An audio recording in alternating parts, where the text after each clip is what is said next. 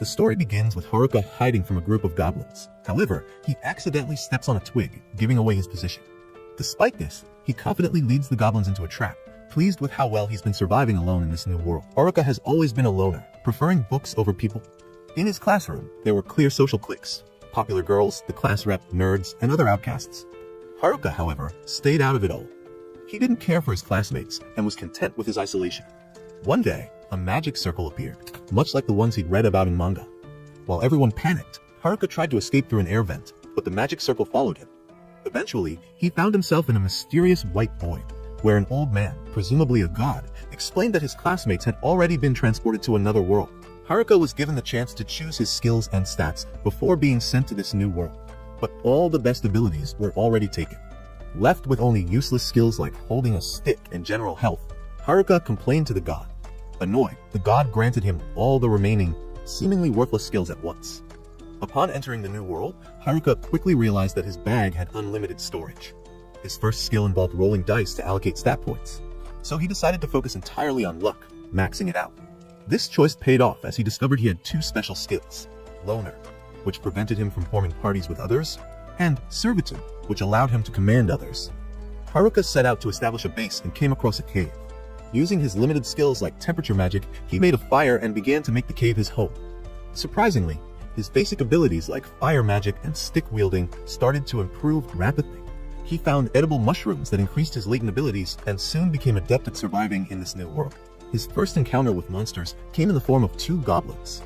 Though nervous at first, Haruka used his skills and strategy to defeat them, gaining confidence from his victory. He leveled up, his stats doubled, and he discovered new abilities, including magic infusion, which allowed him to enhance his physical and magical strength. Over the next few days, Haruka continued to refine his abilities, defeat more goblins, and even decorate his cave with magic. Despite his victories, he was still craving meat and soon encountered a meaty rabbit. While chasing it, he sensed other presences nearby. It turned out to be his classmates. First, he spotted the delinquents, then the jocks, nerds, and finally, the popular girls. Each group made him uncomfortable, and despite knowing the class rep since grade school, Haruka chose to avoid everyone. Realizing that his life of solitude in this new world offered him the freedom to live without anyone interfering, Haruka made a final decision.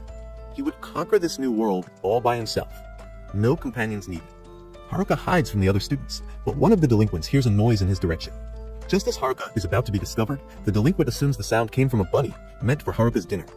Haruka stays hidden, spying on the delinquents to hear what they are discussing. To his dismay, their conversation revolves around their usual degenerate topics, mostly about girls. Haruka knows that despite their behavior, the class rep will keep them in check and prevent them from doing anything inappropriate. However, he also realizes the delinquents have Tanaka on their side, whose abilities might allow them to do whatever they want. After a while, the delinquents head back to the other students, but Haruka, being the serious loner he is, has no interest in joining them. Instead, he returns to his cave to enjoy more of his mushrooms. He discovers that his loner level has gone up, a bittersweet realization since the title is starting to erode his self-confidence. Haruka is still only at level 3. On the 7th day, Haruka wakes up to the sounds of fighting. He finds the nerds engaged in battle and briefly wonders if he should step in to help. Using his appraisal skill, he is shocked to realize that the nerds don't need his help at all. This situation reminds him of his old life, where he was surrounded by top athletes, ace students, and even children of celebrities, constantly wondering how he ended up among them. Deciding that the nerds can handle themselves, Haruka notices some small monsters sneaking up behind them. Remembering the times he was on friendly terms with the nerds, he decides to help them out. After the fight, the nerds thank him, and Haruka invites them to check out his cave. The nerds are amazed at how impressive it is, and Haruka explains that he recently learned earth magic and used it to make his cave secure and cozy. When they ask if he did all of this alone, Haruka simply points out that he's always alone. Curious, Haruka asks why the nerds aren't with the rest of the students, and he is shocked by their response. They're on the run. They explain that when everyone was transported to this new world, chaos immediately followed. No one had any idea how to survive in an isekai, another world scenario, except for the nerds. Their extensive knowledge and quick assignment of skill points drew the attention of the jocks, who demanded information from them. Everyone else was panicking, but the class rep knew they had to keep quiet and stay hidden in the woods. Unfortunately, they were soon found by a group of goblins. Haruka is shocked to hear that even the delinquents were trembling with fear, but this was the nerds' moment to shine. They acted like protagonists from an anime, bravely fighting off the goblins. Inspired by their courage, the jocks joined in, and together they managed to defeat the monsters. The class rep then quickly gathered everyone and led them to a safe riverside clearing. Once there, the nerds continued to shine, helping everyone set up camp. Their deep knowledge of isekai, combined with a lifetime of avoiding outdoor activities, had somehow made them experts in survival. The class rep organized everyone into groups and assigned tasks, and for a short time, it seemed like they had formed a functional community. Everyone was working together as one. However, this sense of unity didn't last long. The popular girls soon decided they didn't want to work anymore. Despite the class rep's efforts to convince them that cooperation was their best chance for survival, the group began to fracture. Exhausted by the constant work, they left all the responsibilities to the nerds. Gradually, the camp fell apart, and there was nothing the class rep could do. Eventually, only the class rep, the nerds, and a couple of other students continued to work, while the rest simply lounged around lazily, contributing nothing. The nerds eventually began to resent the other students, as they were left to do everything, including all the fighting. Despite this, the nerds were reliable, mainly because they had a strong desire to get stronger and level up. They had noticed the skills the delinquents had chosen, skills like charm and puppeteer, which granted control over others. The nerds realized that the delinquents had bad intentions and began leveling up specifically to counter them. The delinquents were also leveling up, needing power to make their manipulative skills effective. The nerds, keeping a close eye on them, eventually learned what the delinquents were planning to do with those skills. Plans that involved manipulating some of the girls in the group. The nerds quickly informed the class rep, and she decided that she too had to become stronger to protect everyone. Unfortunately, the delinquents managed to reach the level requirements for their skills soon after. Just when the class rep happened to run into them, things seemed dire. But before the delinquents could act, they were swiftly taken down. The nerds had anticipated this moment and used their sealing abilities to neutralize the charm and puppeteer skills. They exposed the delinquents' vile plans, which led to the delinquents fleeing from camp. However, the delinquents eventually returned, with seeking revenge. Armed with weapons, they destroyed the camp and declared that they would return later to cause even more chaos. Strangely, the nerds were blamed for everything that had happened. The popular girls, who the nerds had saved from becoming puppets, were the first to turn on them, and the other students soon followed. Although the class rep and a few other students took the nerds' side, it was overwhelming, and the nerds decided to leave. Haruka felt really bad for the nerds, so he threw a mushroom party to lift their spirits. He even spent the following day with them, and during that time, he realized that maybe being a loner wasn't the only way to live. Eventually, the nerds decided to leave, inviting Haruka to join them as they sought a nearby town to start their adventure. Though Haruka admitted to himself that he felt closer to the nerds than any other group, he surprised everyone by declining their offer. He knew that his poor stats would only hold them back, so he wished them well and sent them on their way. The nerds, however, seemed worried about the class rep, and this prompted Haruka to decide to go check on the other students. On his way, Haruka was confronted by a kobold, but he managed to knock it out with a punch. When he reached the campsite, he was surprised to find it empty. Using his enemy detection skill, he noticed some footprints and decided to follow the trail, which led him to find the popular girls. Panicking, Haruka turned to head home and cook dinner, but the girls stopped him, insisting that they just wanted to talk. Haruka wasn't interested. Being around them was the exact opposite of the peaceful solitude he enjoyed. He tried to run, but the girls politely asked him to stop, even saying, "Please," which completely shocked him. They explained that they were looking for the nerds, not to make them work again, but to apologize. They had realized they owed their lives to the nerds. Haruka was skeptical, knowing these girls had likely never apologized to anyone in their entire lives. But they seemed serious. He broke the bad news that they probably wouldn't be able to catch up to the nerds, but they insisted on knowing where they had gone. Haruka pointed out that they wouldn't make it out of the woods in their current state. They didn't even know how to fight. The girls looked discouraged, but Haruka demanded to know if they were really going to give up. He wanted to see if they were truly serious about apologizing to the nerds, and in his own way, he thought of testing them. Unfortunately, his harsh motivational tactics backfired, and the girls started crying. They simply wanted to apologize to the nerds, but now, which activated his domination skill. This made him the leader of the girls, and Haruka was left bewildered by how it all happened. The girls began to follow him around like lost puppies, with hollow, obedient expressions. It became even more unnerving when they started finishing off monsters without saying a word, returning with crystals dropped by defeated monsters as if they were retrieving a toy. Haruka tried to heal them, but they only healed him in return, despite him not needing it. He feared what the class rep would say if she saw this strange dynamic, and began to wonder how he could cancel his domination skill. Just then, the class rep found them, but Haruka, deep in thought, didn't notice her at all. She had to force him to acknowledge her presence. Meanwhile, the delinquents, somewhere else, began plotting again, and they decided that their first priority was to get rid of their biggest threat. Haruka is startled when the class rep screams, but she quickly reminds him that they've been friends since grades. She's accompanied by the other girls. Though the class rep is more concerned about what happened to the popular girls, Haruka doesn't know how to explain that the girls have fallen under his control. He barely understands it himself. Finally, Haruka confesses that the girls have become his servants, which infuriates the class rep. She points out that the domination skill is supposed to work only on monsters. Haruka tries to explain it was a mistake, but none of the girls believe. Feeling trapped, Haruka decides to leave, but the girls stop. Haruka, a loner at heart, just wishes he could go home alone. In the meantime, Haruka decides to practice a bit. Things start off well, but he ends up accidentally burying himself in the process. Shimazaki told her everything, realizing that Haruka was just trying to help the girls. Haruka, however, doesn't even remember saying anything. The girls thank him for his kindness, but all Haruka wants is to go home. They pressure him to keep helping them, and the class rep becomes curious about what Haruka means by home. Haruka explains that he has built a home in this new world, which shocks the class rep. She thought he was born here. Haruka reveals that he constructed the home himself. Class rep quickly points out that he's the only one with those thoughts. Haruka leads the girls to his house, and they are amazed by the path. Thanks Haruka for everything. She confides in him that the other boys had abandoned the girls, leaving them scared and vulnerable. Being around Haruka, along with the amenities in his home, has helped calm everyone down. Though the class rep feels she hasn't contributed much to the group, Haruka reassures her, pointing out that while she might not have done as much as the nerds, she still played an important role. He explains that the nerds spent their entire lives preparing for this situation by playing games like World of Warcraft, which makes the class rep feel better. As the class rep joins the other girls for the night, Haruka realizes something. He has a home, food, and the ability to defeat monsters. That makes him even weirder than the nerds. The class rep goes to sleep, but Haruka knows he won't be getting any rest tonight. The next morning, Haruka is woken up by one of the girls who tells him that breakfast is ready. Though he just wants to sleep a little longer, she insists. Haruka, still half asleep, is surprised to find that she's made fish for breakfast.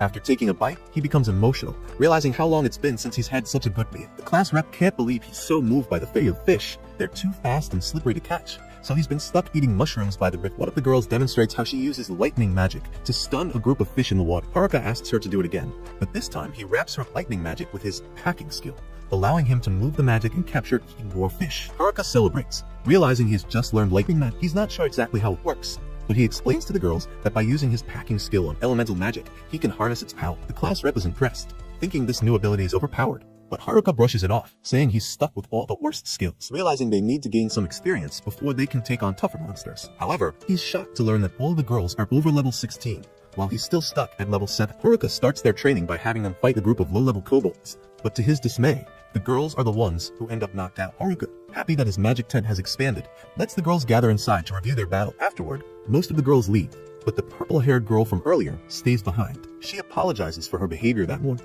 explaining that she was testing him. The other boys had tried to attack her, so she wanted to see if Haruka was the same. She admits that Haruka is different. He's given them a place to stay, food to eat, and even fight the kobold together. The class rep tries to tell them they're not ready and need more training. After another round of practice with some goblins, the girls feel confident enough for a rematch. Haruka is concerned, and his fears are confirmed when several girls are knocked out while pretending to be sick. Despite this, some of the girls manage to team up and defeat the kobolds, celebrating their victory. Relieved, Haruka thinks he can finally go back to his loner life. However, he's shocked when the girls declare they're all going to town together. Haruka decides to leave the purple-haired girl behind, but the class rep insists they aren't going over. As they set out on their journey, Haruka warns the class rep that anything could happen. He remains optimistic, declaring that they just need to keep their wits about. Meanwhile, elsewhere in the forest, another student is running for his life. He trips over a tiny pebble and is caught by the person chasing. The man, begging for his life, insists that he doesn't have the skills the stranger is looking for, but his pleas are ignored. The stranger strangles him to death without a word. Meanwhile, back in the forest, Haruka continues leading the girls out of the woods, escorting them to the nearest civilization. On their journey, they encounter a massive level 11 orc. Haruka tells the girls to stand back and observe his fight to learn from him. With that, he charges forward, wielding only a tiny stick while the orc swings its enormous club down. He recalls the nerds telling him that orcs have high physical defense and can only be defeated with magic. Scrolling through his status screen, Haruka discovers a powerful spell known as Grand Magic. The girls look at Haruka suspiciously, since the orc wasn't supposed to be vulnerable to physical attacks. That night, they camp outside, while Haruka uses earth magic to set traps for their safety. He detects a group of humans approaching. Worried they might be the delinquents, Haruka is relieved to find that it's only the dumb jocks. The class rep, curious, eavesdrops as Haruka confronts them. The jocks explain that they weren't following the girls, but came to warn Haruka about a dangerous skill called hijack, which allows the user to steal other people's skills and abilities. They assure Haruka that the delinquents don't have it, but warn that someone else might. Haruka teases them for not considering that he might have the skill, but the jocks laugh, saying they'd be relieved if he did, since they know he's not a bad guy. Haruka reveals that he doesn't have hijack, but instead possesses a skill called domination, which sounds worse. The jocks aren't too worried, confident that Haruka will just sit somewhere and not cause harm. They leave after asking him to apologize to the girls on their behalf for not standing up to the delinquents. The next morning, as Haruka prepares the group to continue through the forest, the class rep apologizes to him, revealing that she knows about the conversation with the jocks. Haruka realizes that she's the one with the hijack skill, though she asked the nerds to keep it secret. He assures her it's not a big deal, and that the nerds didn't steal it from her because they trust her. This makes the class rep emotional, and Haruka, flustered, runs away, claiming innocence. Later, as they continue their journey, Haruka decides to cheer everyone up by selling fresh fruit juice. One girl jokes about paying in another way since she doesn't have any money, but the class rep scolds Haruka for being a pervert, and he stops selling the juice, making the girls pout. They eventually reach a river where Haruka scouts ahead, using physical enhancement and weight magic to lighten himself. He gets a good view of the forest from above, but crashes to the ground after realizing he doesn't know how to land safely. Back at camp, the class rep scolds Haruka for being reckless, but he smooths things over by offering fresh fruit. The next day, they encounter a party of NPCs from this world being attacked by monsters. The class rep insists on helping them, despite Haruka's warning that the NPCs could be dangerous. Reluctantly, Haruka agrees and uses his magic to launch himself toward the NPCs. However, as he flies, he realizes the class rep is hanging onto his cloak, having been caught up in his wind magic. They crash down on the monsters, inadvertently saving the NPCs. The NPCs introduce themselves as Bofer and Gage, thanking Haruka for the rescue. They explain they're merchants who picked up an adventurous quest to fend off monsters attacking the route. Afterward, Haruka cooks some of his bush mushrooms, and the NPCs reveal that they're quite valuable, much to Haruka's jealousy. The class rep keeps Haruka in line, preventing him from becoming a villain, and the group follows the NPCs to a town called Amui. The girls rush toward it, excited, while in the background, we see the delinquents leveling up and plotting revenge. They plan to regain their puppetry and mesmerize skills first, while the jocks secretly observe, worried about their next move. Haru couldn't help but smile as he watched the girls excitedly explore the new city. For a moment, Haru wondered if he should leave since his job seemed done. Thankfully, the class rep was there to maintain order. Frustrated by the chaos, she yelled at Haru to help her manage the flock of bumbling idiots, as she put it. Haru chuckled, thinking she was exaggerating, but when she blew her whistle, the girls immediately gathered around her like a team of disciplined soldiers. Haru was impressed. He had never realized the class rep held so much authority. Feeling reassured that the girls were in capable hands, he leaned back to relax, until the class rep turned to him with a glare, making it clear he wasn't off the hook just yet. First, they'd visit the Adventurers Guild to trade their loot and use the money to register with the guild. The class rep shot him a sharp look before ushering everyone toward the guild. When they arrived, Oft explained that the guild master wanted to see him. To his surprise, the guild master's demeanor shifted instantly. Shaking Haru's hand enthusiastically, he thanked him for saving Oft's party, admitting they wouldn't have survived without him. Haru left the meeting dazed but relieved. Downstairs, Haru approached the reception desk to trade the emerald crystals he had collected. When Haru poured out a massive sack of crystals, unfortunately, the guild didn't have the manpower to appraise or the funds to pay for such a large haul immediately. To his surprise, the girls had already registered with the guild. The adventurers were shocked to learn most of them were already level 30, far surpassing expectations. Haru grinned knowingly. He had trained them well enough to take on level 40 adventurers if needed. The class rep insisted Haru register too, though he had no plans to become an adventurer. Seeing an opportunity to impress the girls, he stepped into the registration room. A blonde receptionist checked his stats, only to burst out laughing. "You're not even level 10, she sneered. "You can't register without a party, and you'll need to reach level 20 to even think about adventuring solo." The class rep, feeling sorry for him, quickly cheered him up, and they all headed to their hotel. That night, everyone enjoyed proper beds for the first time in ages. While the others slept soundly, Haru lay awake, missing the familiarity of the forest. The next morning, Haru returned to the guild to collect his payment. However, the receptionist and her superiors apologized profusely. They didn't have enough money to pay him for all his emeralds. He offered to pay in installments instead. Gat, ever the true friend, pulls Haru aside and advises him to ditch the freeloaders. "You need to get some real fun, my man," he whispers conspiratorially, winking as he hints at a certain shop. Haru's interest is piqued. Having endured a painfully disciplined no-nut November streak for 23 grueling days, his imagination runs wild. Despite the class rep's protests, Haru follows Gat into the city, drooling at the thought of what awaits. His excitement turns to disappointment when Gat leads him to a worn-down shop on a quiet street. The shop is a treasure trove of unique items, from enchanted armors to mystical weapons. Enthralled, Haru goes on a shopping spree, loading his cart with everything that catches his eye. Just as he thinks he's found it all, his gaze falls on a peculiar necklace. "What does this do?" Haru asks the eccentric shopkeeper.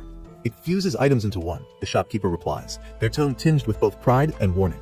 Haru's curiosity gets the better of him, and he fiddles with the necklace despite the shopkeeper's protests. In a moment of clumsiness, he accidentally activates the item, fusing all the gear in his cart. The shopkeeper shrieks in horror, revealing that the combined items are worth over 660,000 zenizens. Haru is dumbstruck, barely able to process the number. Gat tries to negotiate, but the class rep intervenes, apologizing profusely while admitting they only had 50,000 on them. In the following days, Haru sinks into a deep depression. He devises a plan to escape the city. With Harry Potter-esque invisibility magic, he slips past the girls guarding his tower. Feeling overly confident, Haru recklessly removes his cloak and attempts to parkour over the city walls, only to fail miserably and injure himself, much to the amusement of a group of sporty girls who happen to witness his blunder. Caught and dragged back to the tower, Haru feigns obedience and promises the class rep he'll behave. But the moment he's alone, he tries again, successfully sneaking out of the city under his invisibility spell. This time, he's determined to return to the wild forest he calls home. On his journey back, Haru spots a destroyed village, goblins sniffing blood trails, and even a robbery in progress. Though tempted to intervene, he reasons that these incidents are part of this world's harsh reality and continues on his way. However, when one of the robbers hurls a spear at him, Haru retaliates. He easily defeats them, but his victory attracts the attention of a noble girl named Mary. She introduces herself, thanks him profusely for his help, and begs him to escort her safely to her destination, offering a reward in return. Enticed by Mary's promises, Haru reluctantly agrees. Hera had been eager to return to the forest, but the last part of the journey convinced him to stay and assist. Inside the carriage, Mariel asked him where he was from. He explained that he came from a horrible place, a city with a terrible guild, where visitors weren't even allowed to leave whenever they wanted. To make matters worse, the carriage was headed back to Omu, the very city he wanted to avoid. She claimed that it wasn't fair for him to act so upset when she had dressed up for him. Hera responded cynically, insisting that he wasn't trying to escape, just waiting outside, though Mariel already knew better. Frustrated, she dragged him to a grand feast, forcing him to stay and indulge in the lavish food. Later, she asked the maid to bring a cash reward for saving her, handing him an official identity card that would allow him to come and go from the city freely. In exchange, she only asked that he remember the city's name. Hera, however, was more focused on the consistency of the pudding than the noble's request. Embarrassed, Mariel softly complained that she had gone to so much trouble to make him stay, but Hera simply shrugged it off. When he left later to return to the inn where his group was, the class representative was curious about why he had been invited to the Lord's mansion. Hera pretended he didn't know the reason, hoping the topic would be dropped. However, the class representative insisted that he couldn't leave the city. Hera, cynical as always, agreed, but secretly planned his next escape. That night, after everyone left, Hera quickly donned his invisibility cloak and prepared to leave Phase 8. He also wrote a letter to the class representative, assuring her that he was going to check on the athletes in the forest and asking them to continue leveling up in his absence. He now had no intention of looking out for anyone else, not even if a carriage was attacked on his way. He was headed straight to the forest, where he felt at home once again. As he ventured deeper into the woods, he realized something was off. He found a blood stain on a rock, and soon discovered the trail of blood leading further into the forest. Following the trail, he found the athletes severely injured, lying on a rock. Relieved that they were alive, Hera quickly used his mushroom healing potions to stabilize them. The athlete leader, Kazak, regained consciousness and asked about the girls. Hera reassured him that they were safe in the city. Kazak, grateful for Hera's help, acknowledged that they were the best athletes the class could need. However, as night fell, Hera learned that all the bullies were dead and the nerds had disappeared. The mysterious swordsman had killed them, taking all their weapons with him. Kazak believed this swordsman was after the class representative because of her rare ability to steal abilities upon killing, a skill that made her highly sought after. Hera, though, was troubled. Only he and the nerds knew of the class representative's skill, but the athletes seemed to assume it was common knowledge. The mysterious swordsman had been asking about her, and Hera realized that this was no coincidence. The swordsman must have targeted her, and now Hera had to stop him. With this in mind, Hera decided to help, but he made it clear that he wouldn't work with the athletes. Instead, he would take on the swordsman alone, leaving the athletes to return to the city and join the girls. However, he knew the athletes were in danger, and if they were killed, no one would be left to protect the women. As the athletes left, Hera prepared for his confrontation with the swordsman. While the girls searched for Hera around Omu, he continued to train, hoping to level up enough to face his formidable foe. Along the way, he defeated some goblins, but it wasn't enough to prepare him for the swordsman. Then, fate smiled upon him when he encountered the Goblin King, a formidable monster that could grant him the experience he needed. After a fierce battle, Hera defeated the goblin with a combination of magic and agility, but just as he thought it was over, the Goblin Emperor appeared, a level 50 creature far stronger than anything he had faced before. Hera knew he couldn't face the goblin head-on, so he used the same tactic again, mixing his spells into one powerful attack. The Goblin Emperor seemed unaffected and retaliated, dealing a vicious blow to Hera's face. As he struggled to stay alive, Hera remembered that his friends depended on him. Summoning his last ounce of strength, he launched the final attack, defeating the monster. Exhausted, Hera returned to his cave as the sun began to rise, celebrating his ascent to level 11. He checked the new skills he had acquired, including a unique ability to combine different magic spells into one seamless attack. Just then, someone approached his dwelling. Hera lowered his hood, revealing himself to be Tanaka, the boy who had supposedly been bullied by the delinquents but had been scheming all along. Meanwhile, back in Omu, the girls returned to find the athletes at the city wall. Kazak explained that Hera had stayed behind to confront the mysterious swordsman. As Tanaka entered Hera's cave, he revealed that he had infiltrated the bullies and used them to separate the entire class. He had orchestrated the entire situation, but now his focus was on obtaining the class representative's power. Furious, Hera confronted Tanaka, demanding to know what had happened to the other members of the group. Tanaka coldly revealed that they were all dead. He then stopped the small talk, eager to reach the class representative and her overpowered ability. Hera, seeing through his plan, raised his weapon, determined to stop Tanaka before he could do any more damage. Tanaka, with a smug grin, lifted rocks from the ground, creating a cloud of dust to show off his power. The battle was about to begin. "Chill out, will you? What's that smelly stick supposed to do? Poke me to death?" he sneered. With that, Tanaka unleashed his full power. Rocks rose from the ground and shot toward Haru, who narrowly dodged them. Tanaka activated his unique skill, Tweak. Tanaka looked genuinely impressed. "You're better than I thought. So tell me, when did you start suspecting me?" "From the beginning," Haru replied. "You were too smart to just hang out with the delinquents. I figured there had to be a reason." Tanaka laughed. "Clever. You're right. As soon as we were teleported, I planned this. I couldn't get the hijack skill, so I picked Tweak. It was enough to manipulate those idiots into doing whatever I wanted. And now, here we are. He snapped his fingers, binding Haru's foot with a vine, then hurled a blazing fire spell at him. Haru braced himself, but instead of burning, the flames were absorbed by his staff.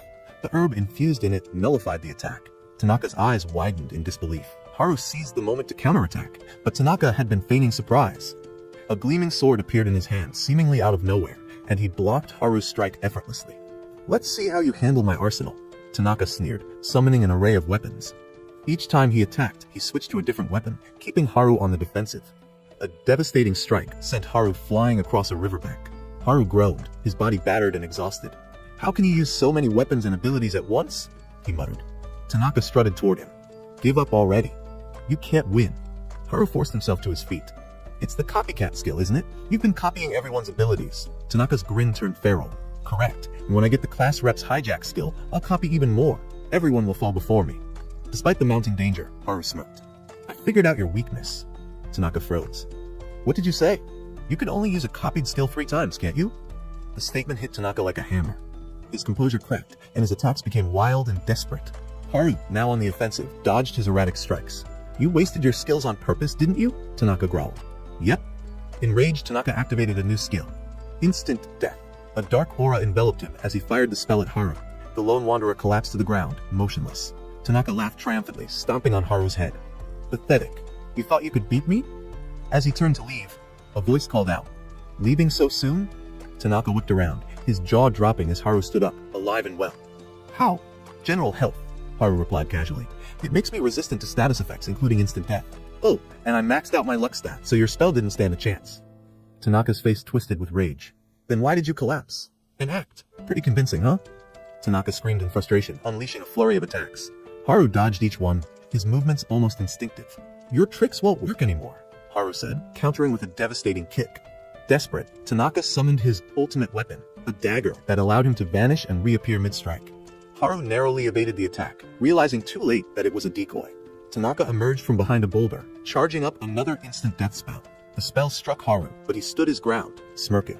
"You're out of tricks."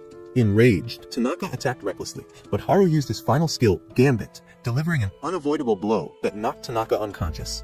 Haru staggered, the toll of the battle finally catching up to him. As he fell to his knees, the nerds appeared, catching him just in time. "You're late," Haru muttered. They smiled sheepishly. "We saw the athletes and rushed here. Good thing we did." Back in the city, the girls showered Haru with gratitude and scolding. The class rep hugged him tightly. "Don't ever scare us like that again," she said. Thanks for watching this recap. Don't forget to subscribe for more videos, and let us know in the comments which anime you'd like us to cover next. Our new anime starts with a too intense scene where our little protagonist Mamori was getting beaten up badly by his father for fun. Look at this witch enjoying her movie. If they hate their own kids so much, why bother giving birth? Then that is how his life is. While his class was on a field trip, Oyamada took Ayaka's love novel she brought just to make fun of her and bully her in front of all of his simp classmates. No one has the guts to stand up and do something about this. The elites of the class were just enjoying rather than stopping him. Furthermore, their teacher was also someone who doesn't care about it. So if Mamori stood up, he would be an heir that just tried to intervene. Their Oyamada then told Ayaka to give her personal details, only then he would give up. So Mamori stood up at last, but that wouldn't work anyways. Finally, he had to stand and told Oyamada to stand. But if he wants to do something to Mamori, this all takes place on a very typical Japanese day. Kazuma was an ugly, disgusting gamer who always played games instead of paying attention in class. One day, while heading home, he spots a girl from his school about to be hit by a truck. He saves her life by pushing her to the other side and getting hit instead. The next moment, he wakes up in the afterlife. A goddess named Aqua informs him that he passed away.